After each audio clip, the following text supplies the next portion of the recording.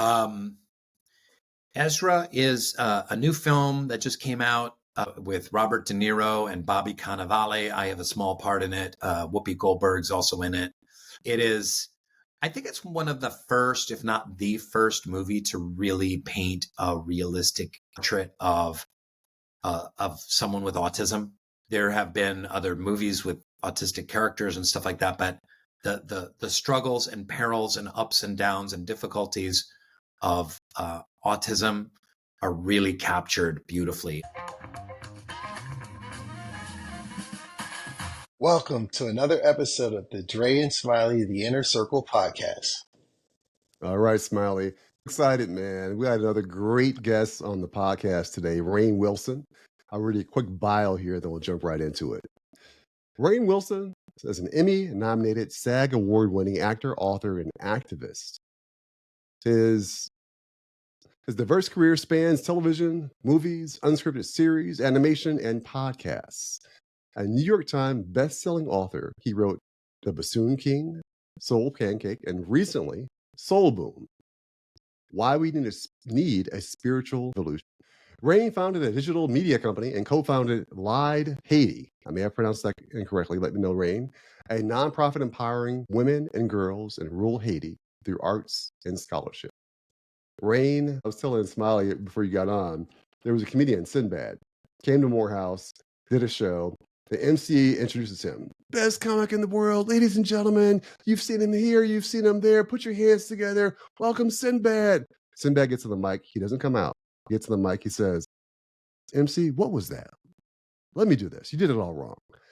Ladies and gentlemen, the funniest comic in the world. The man you've been waiting for. Put your hands together. Get up out of your seats. Stomp, clap. Ladies and gentlemen. Nice. I wasn't sure if you were looking for more of that, Rainn. Would you have Fred? Yeah, maybe something like, ladies and gentlemen, the greatest podcast guest in the history of podcasts. Something like that. Something like that. It was Lide Haiti. I will comment on that. It's Lide, which means both leader and idea in Haitian, in various forms of Haitian Creole. So Lide. I love that. Lide. Yeah. Okay. Yeah, I want to talk about that foundation and others. Before we do, though, in reading your book, your most recent book, I'm reading it now, Soul Boom, Why We Need a Spiritual Revolution. Here, you dedicated your book to your dad, Robert Wilson. Tell me about Robert Wilson. Well, Robert Wilson and I have a long and complicated history. He passed away about 3.5 years ago. I have a chapter in the book Soul Boom called Death and How to Live It, which is kind of looking at death through a spiritual lens. And his passing was it broke my heart. It was tragic. It was difficult. It also was kind of inspiring for me to look again at life and life itself through a spiritual lens. He was kind of the only family member that was in my life from the beginning to the end. My mom took off when I was about 2, so it was kind of a gender role reversal. I stayed with my dad and didn't go with my mom. And I didn't really get to know her again until I was about 14, 15 years old. So he was the one kind of constant in my life. We butted heads a lot, but there was a lot of love there. And he was an artist. He was a wannabe kind of science fiction writer. He was a sewer repairman. So he had this kind of interesting mix of like real blue collar, like sewer truck and work boots, and at the same time painting abstract oil paintings and writing science fiction novels. He was an aspiring artist, and he really, really encouraged me to go into the arts and pursue it. And for that, I'll always be grateful. So was he also part of your inspiration for the book, Soul Boom? Yeah, it was. There's a story I tell early on in that chapter of the book about when he passed away. He had open heart surgery and he didn't make it. His arteries were just too far gone, and his heart disease was too intense for him to make it through the quadruple bypass operation. And he was about 79 years old. So in some ways you could say, well, he lived a long, good life at 79, but at the same time, could he have used another 10 or 15 years on the planet? Absolutely, But I had a real profound experience seeing him on the table, his corpse. Me and his wife were preparing the body for burial in the Baha'i faith tradition, which is similar to a lot of spiritual traditions where you wash the body and you cover it in silk or linen to bury it. And just a profound realization that this body was a vessel that carried him, that this body was not him. I saw his little, eyebrow hairs poking up and little moles on his arm and, these identifying features of Robert Wilson. But it was just so clear that, call it what you want, his life force, his spirit, his soul, his consciousness had moved on from being, in that vessel, in that, I call it in the book, his meat suit that he wore for 79 years. And that had a really profound effect on me thinking about a lot of the spiritual themes that I address in the book. No, the way you phrase it, meat suit, that's a clever way to look at it. My father passed, I want to say 2011, and I had this similar epiphany moment when I'm staring there looking at him, getting prepared. It's just like, all right, he's been like a year and a half later, my mother died, but my daughter was 5, and we're like, she's like, why won't grandma get up? She called her Mama J. Why won't she get up? I was like, she's traveling to heaven, and when you get to heaven, you'll see her there. And it's just a similar thing when you see your loved ones, that their conscience is gone, but their body, their shell remains. Yeah. It's different.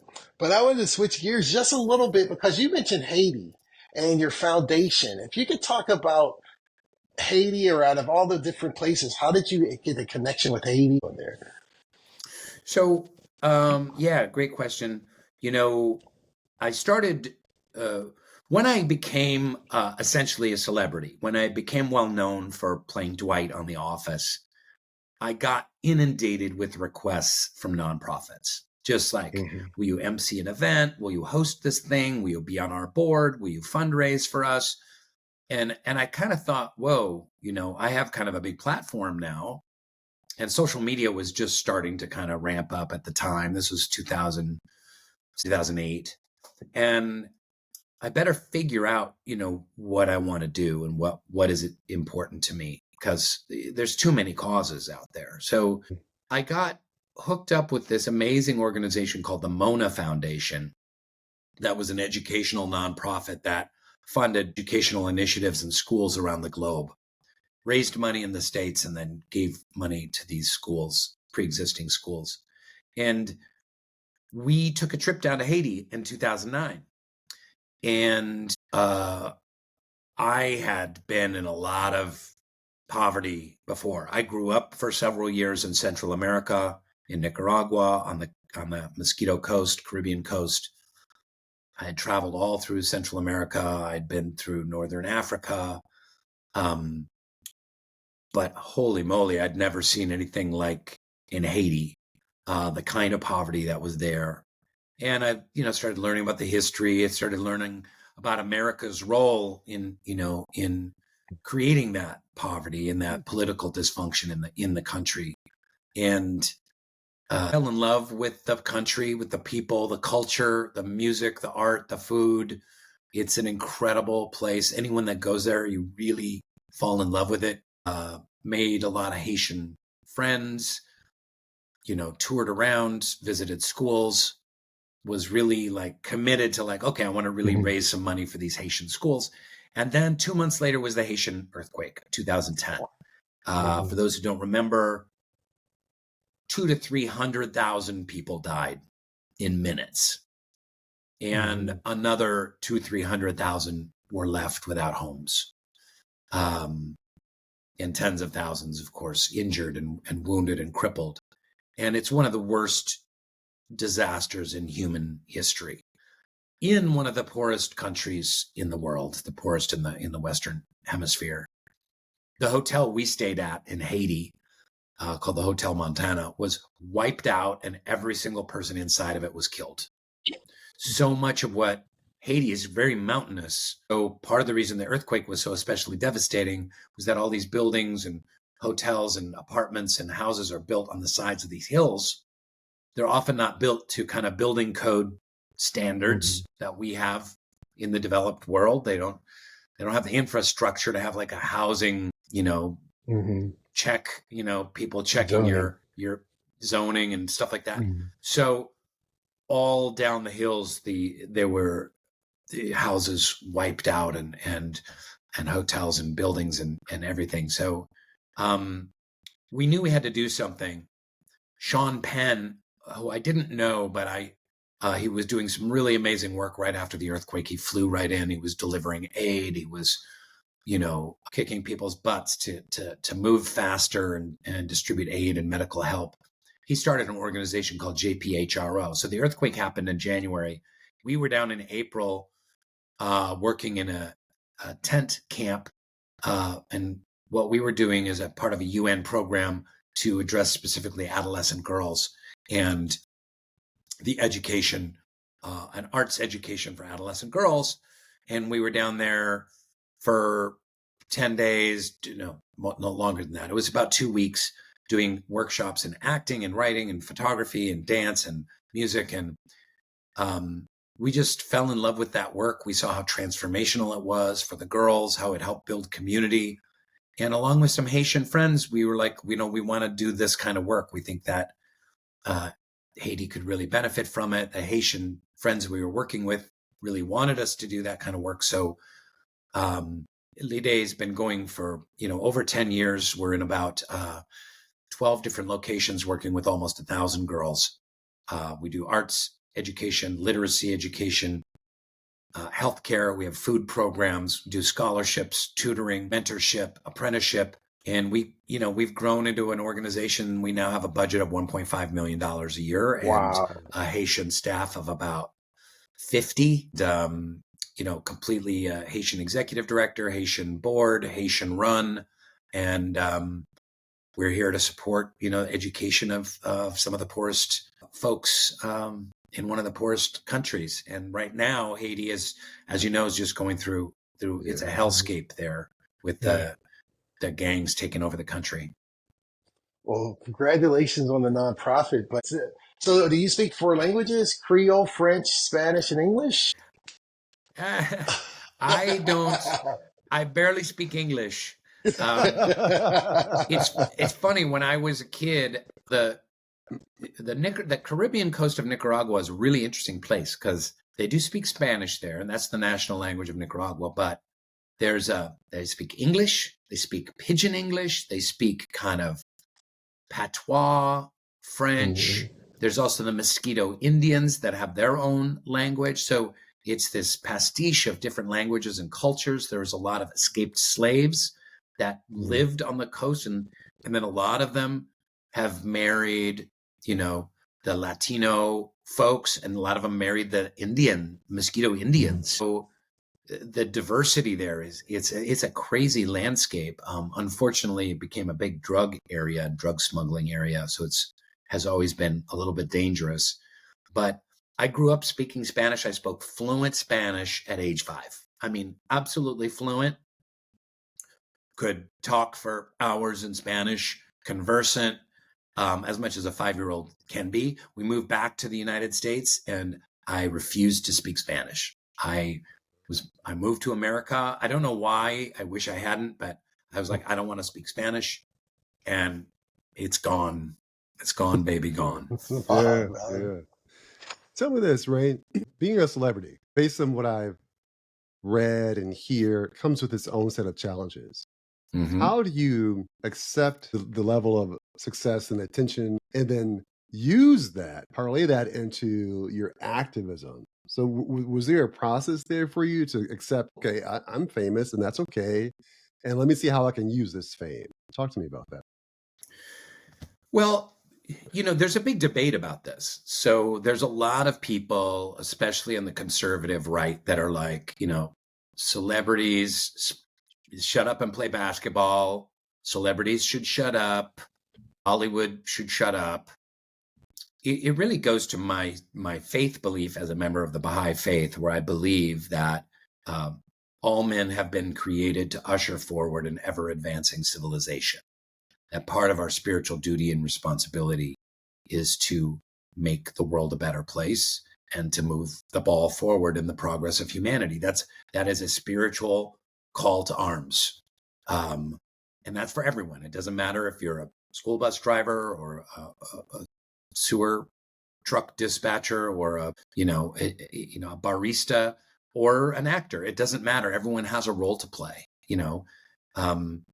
but when I realized what a big platform I all of a sudden had, I really wanted to do something. I felt that charge.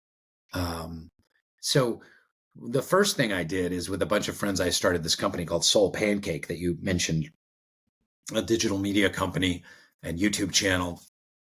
And our whole thing was to try and have deep, meaningful human conversations, make inspiring content, and uplift people, talk about spirituality, mental health. We were doing a lot of mental health videos before kind of anyone was, just talking about like 2010, 2011. And then I got involved in a lot of nonprofits like Lide Haiti that we just spoke about. I've also worked on some climate change stuff. So I'm very vocal about it online.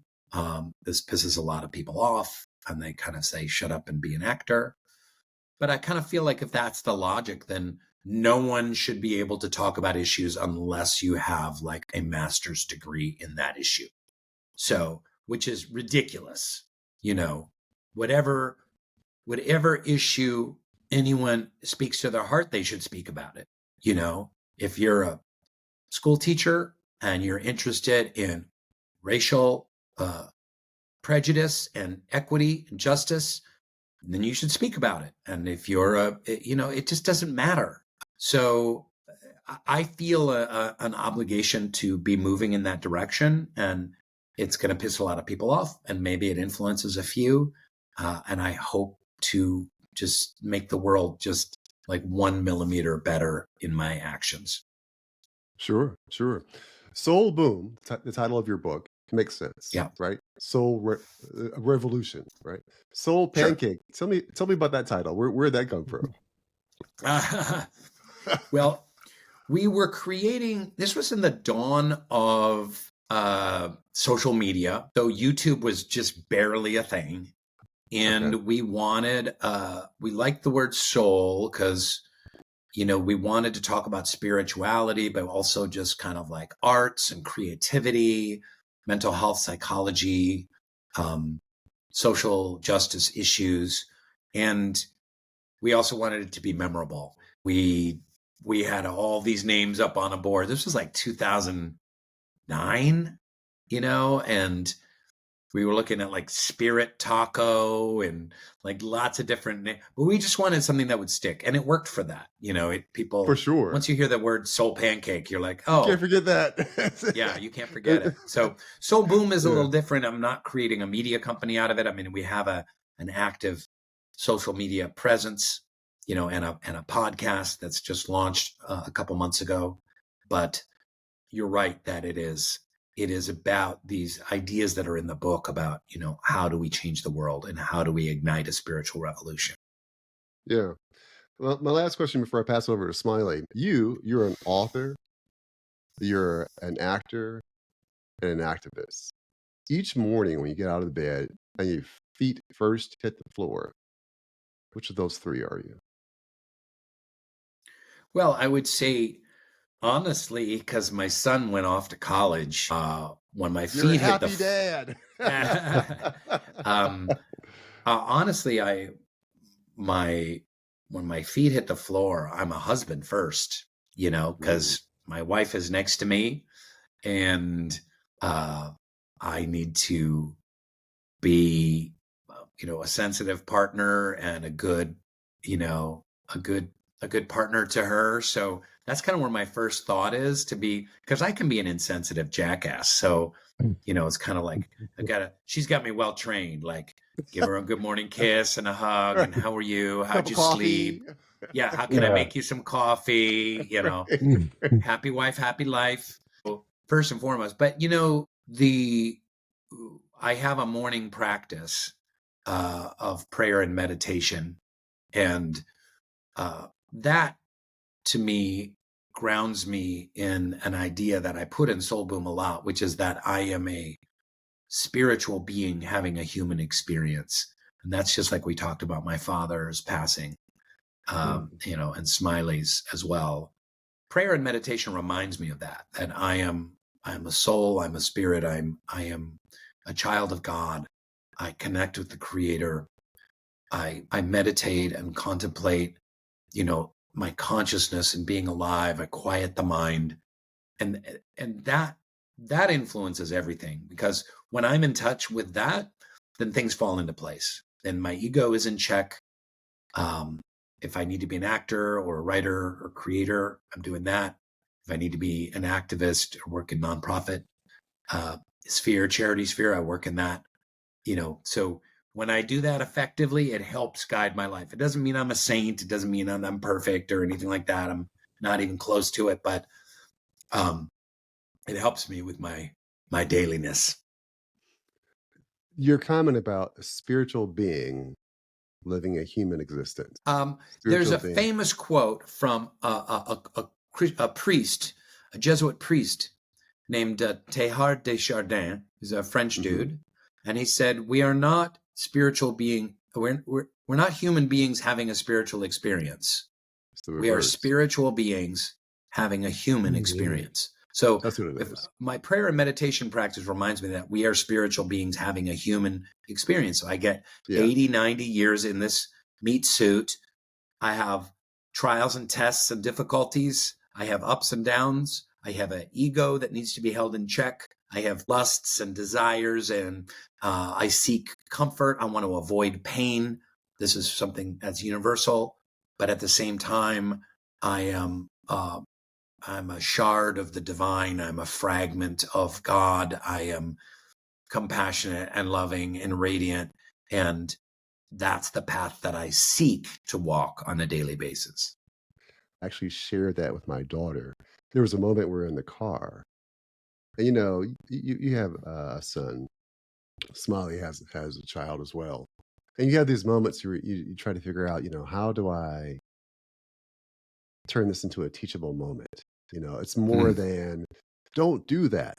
There's a much more comprehensive lesson oftentimes. Yeah, to me, it's really revelatory. It puts everything in perspective. When I remember that I'm a spiritual being having a human struggle, that just frames what life is. Exactly. You had mentioned Sean Penn and his nonprofit, and as soon as you said that, I always go back to Fast Times at Ridgemont High. That's where he became famous. And I'm dating myself. Spicoli, exactly. He ordered a pizza to the classroom. At which point in your career as an actor did people think you were famous, but when did it become famous to you? Like, you looked in the mirror, it's like, I'm famous. People know me. Yeah, it was a weird process, because I was doing this show right before The Office on HBO called 6 Feet Under.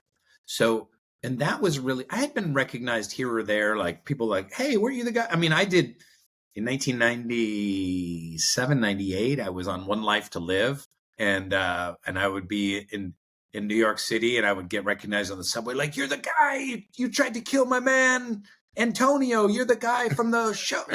I would get recognized. And so, but recognized is one thing, but celebrity is a whole other thing.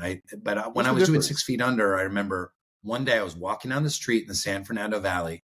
This car goes by and people shouted out the window, "We love you," or "I love you," or something. And it was just like, who is the that? hell is going on? Do I know that person? Is that right? Is that a friend or something? And I was like, oh, they recognized me from the show, and they said that they love me. And then And then that's a really weird thing to get used to because it still is like, I love you. We love you. I love you. It's like, no, you don't. You don't know me. You don't even remotely know me. But Right. you love my work as this one character, Dwight. And you love Dwight and you love the show and you have big heart feelings for that. And I respect that. But you don't love me. You don't know me. Like, Yeah. I just have to remind myself of that because my ego can go, I'm so loved. And, That's and we all want that, right? It's what we want. We just want to be loved. We want to be accepted. So but it's pretty artificial, So, fame will screw with you, man. It really messes with your ego. And all of a sudden, I'm laboring in obscurity as an actor. I was working as professionally as an actor for 14, 15 years before The Office. So I got out of acting school and I'm 23 and all of a sudden The Office is on the air and I'm 38. So 15 years later. And then you're going and people are screaming and press events and talk shows and your face is on a billboard. And at one point my face was for a Gap ad was in the middle of Times Square, like 50 feet tall. Like it'll mess with you, man. You start to believe the hype, and it takes a lot of work to unpack, like, that's not me. That's this persona that I've created. And this is the life I've chosen. And I could have just as easily not had fame or success or celebrity. You mentioned how, celebrity and fame can kind of mess with your head. You start believing the hype because everyone's like, you're this, you're that. Tell me about that one time where it was the polar opposite. You're just minding your business. You see someone approaching. You're like, okay, they're probably coming for an autograph. And it wasn't even remotely close to that. They just wanted the time or to see if you had a pin. Is there a story like that where it humbled you? It completely humbled you? Is there anything like that? Well, it's funny you bring that up because my wife and I just took a trip to India. Okay. And we got to meet the Dalai Lama and we got to tour some really amazing holy sites in India. Wherever you go in India, and it doesn't matter if you're white or black or anything, if you look foreign, they want pictures with you. So we would be walking through the town of like Rishikesh and families would come up and be like, we take photo. And they would want photo, especially with their kids with us. A lot of times these Indian families live like way up in the mountains and have like never seen a foreigner before. And so this was really funny to be like, I'm in people's photos. They have no idea that I'm Dwight or played Dwight or I've been on all these TV shows or commercials or movies or whatever. And they just see a big weird looking foreign white guy and they want a picture. And that was really hysterical. And I wonder if one of them, because we did that maybe 30 times. Wow. I wonder if one of them at some point will be like, look, we met some white foreigners in Rishikesh. And people are like, wait a minute, that's the guy. Wait a minute. You know who that is? Yeah. I was flying from Boston to LA. So it's a long flight, 5.5 hours. We get on the plane. The guy starts watching The Office on his little TV screen and on his chair back. The entire flight, he's watching The Office. I mean, he doesn't sleep. He's eating. He's watching it. He's texting. He's watching it the whole time. And I have my mask on because not really for COVID, because it just makes it easier when you travel to have a mask on. You don't get recognized as much. And finally, at the end, I was like, you like that show? And he's like, yeah. Pretty great. I'm like, yeah, I tried watching it. I don't think it was very good. He goes, well, it's a little slow at first, but you got to stick with it. I'm like, is it? And I'm slowly taking off my mask. I'm like, is it slow? Really? He's like, yeah. And I just am talking to him like this. And then, and all of a sudden he hits a double take. He's like, his head explodes. Right. So that was very funny. And that video really blew up. Yeah. Took off. It's so timely because my next question is, when you mentioned one life to live, I always modeled myself when I go into I'm in business, I sell software and all that stuff for 36 years. And I always say when we used to go into offices, I sit at the head of the table because I say, I'm Victor Newman from Young and the Restless. So Victor Newman is he's Eric Braeden. Well, now young people don't know who he is. And this was less than 3 days ago on TikTok. A lady was in first class and she's like, on her TikTok, it was Eric Braeden sitting behind her. And she's like, Victor Newman sitting behind me in first class. Well, the TikToker people, they're like, who's Victor Newman? She didn't know his real name as Yeah. Eric Different Braeden. generation. And then the young people have like, so what? No Who's he? idea. No one has no idea who this guy is. And I'm like, Yeah. I'm excited. The Gen X people are all excited, but these millennials, zillennials is like, who the hell is this guy?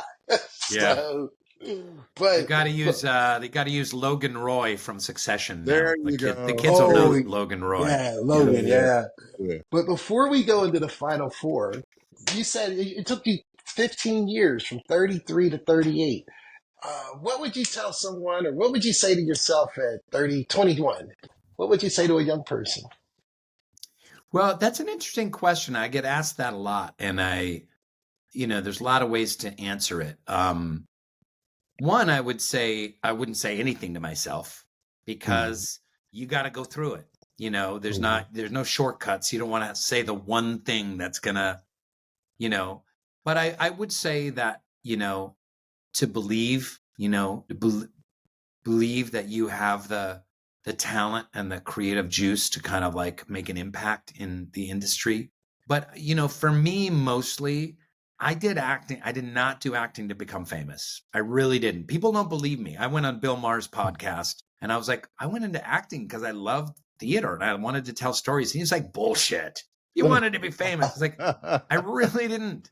First of all, looking like this, I didn't think I would ever be famous with a big, pale, beefy watermelon head. Like, how's that going to work? And, Right. but I really loved the theater. I loved acting. I loved playing characters. I loved making people laugh. I loved telling stories.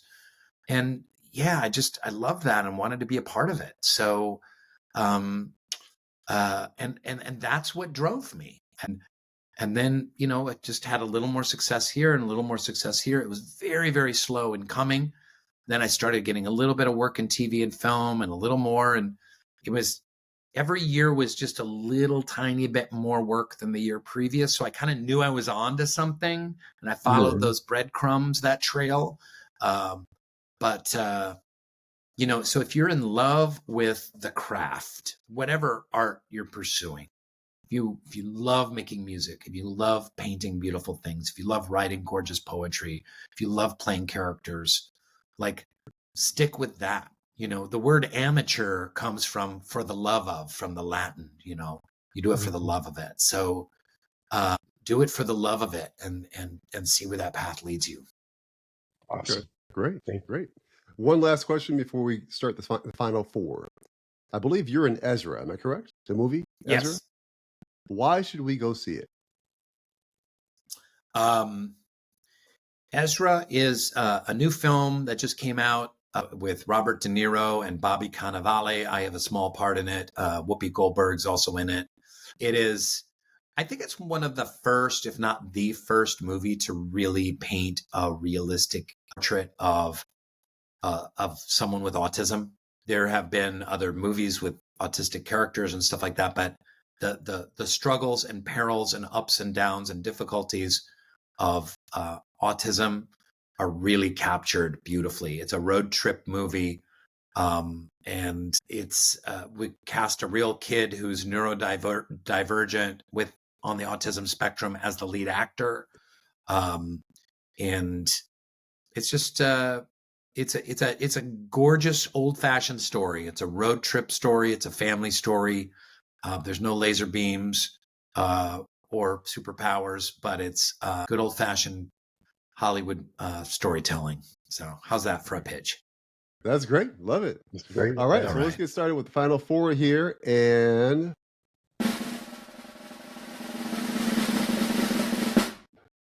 how's that for high tech? That's impressive. I'm impressed. Yeah. So tell me this. What's the best piece of advice that you've ever received? The best piece of advice that I've ever received. I remember I went to, this is the first thing that popped in my head. I don't know that this is the best one, but I went to undergrad with the actor Hank Azaria. He's best known for all the voice work he does on The Simpsons, but he's been in a ton of TV and movies and stuff.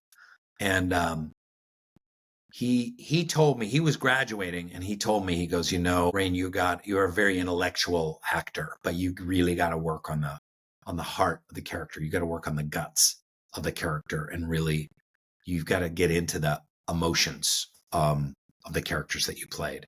And I was like, he was like a senior graduating. I was a freshman, and it really hit me. And I knew that that's where my work was as an actor. So I'm going to go with that for right now. That doesn't apply to everyone, but it applied to me. He read me pretty well. No, that's good. So here's one. Any actor, actress, alive or dead, who would you want to spend 24 hours with, and why? God, there's so many, but I'm going to go with my all-time favorite actor, which is Jack Nicholson. He's probably 92 right now, so I don't know how cogent he is. But I would love to spend 24 hours with peak Jack Nicholson, because he just was, I don't know if you remember in the 70s, 80s, 90s, he was in everything and just always killed it, always hit it out of the park, and always interesting to watch. And he's got a lot going on there. So I'm 57. As soon as you said his name, I went straight to The Shining. There's certain actors from that genre. You say one thing, and I think I was a teenager then, and when that came out, I was just like, wow, I just see him there. And so there's certain iconic actors. So that's a cool one. Yeah. Cool. Yeah. What is the one thing that never fails to make you laugh? One thing that never fails to make me laugh, I would say certain British comedy, English comedy. Fawlty Towers, Monty Python, Steve Coogan when he's playing Alan Partridge, kind of like some more really obscure British comedy I'm a big fan of. Okay. Anytime I hear British comedy, I go to Mr. Bean. For some reason, his face, I don't know his real name, but his face just cracks me up. And you know who Mr. Bean is, Dre? Yeah. It's hilarious. He cracks me up. Yeah. So here's the last final four, Rainn. You're an actor, an activist, a comedian, a father, a husband, a neighbor. What is the one thing most people don't know about you that you wish they did know about you? I wish that people knew that I'm a damn good tennis player. Really? Awesome. That's good. I play in the USTA leagues, and I'm ranked about a 4.0 tennis player, and so I'm going to put athlete. I'm going to put athlete in there. Wow. I'm a good 15, 20 pounds overweight, a schlubby middle-aged suburban dad, but I'll surprise you on the tennis court. Oh, are you into pickleball as well? I love pickleball. I do play sometimes. Okay. Yeah. Okay. Yeah. Everyone I know that plays loves it, and they're trying to get me to get into it. I need to go ahead and pick up a paddle. I'll get out there. Yeah. Yeah. No question. Make it happen. Yeah. Yeah. Smiley. So, Rainn, this has been phenomenal. Thank you for taking time on your Saturday to be on our podcast. Thanks, Smiley. I really appreciate it. Dre, Smiley, it's been an honor and a pleasure. And this has been fun. Good luck to you on your podcast adventure. Appreciate it, Thank man. you. Thanks a lot.